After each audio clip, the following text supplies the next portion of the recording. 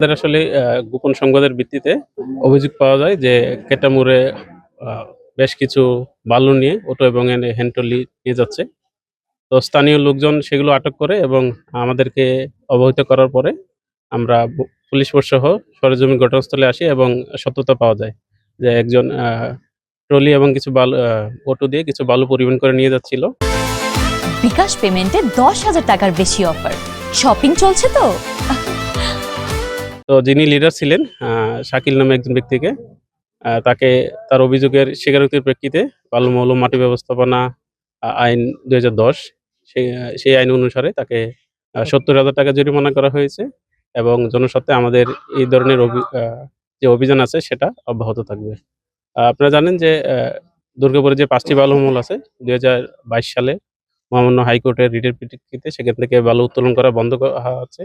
তো যেখানেই আমাদের এরকম অবৈধভাবে বালু উত্তোলন পরিবহনের সংবাদ পাওয়া যাবে সেখানে আমাদের যে প্রশাসন আছে, ঠিক আছে? প্রশাসনিক অভিযান অব্যাহত থাকবে। আসলে উপজেলা আইন শৃঙ্খলা কমিটির মিটিংয়ে গত সভায় সিদ্ধান্ত হয়েছে যে আসন্ন ঈদে যে পরিবহন সেক্টর আছে সেখানে যেন অতিরিক্ত ভাড়া আদায় করা না হয়। সেজন্য প্রশাসন, পুলিশ সহ অন্যান্য সবাই এবং পরিবহন মালিক সমিতি যারা আছে তারা আমাদের কথা দিয়েছে যে এই ঈদে ভাড়া বাড়বে না। তারপর যদি কোথাও অভিযোগ পাওয়া যায় যে নির্ধারিত চেয়ে বেশি মূল্যে ভাড়া আদায় হচ্ছে, তাহলে আমাদের যে অভিযান আছে সেটা অব্যাহত থাকবে।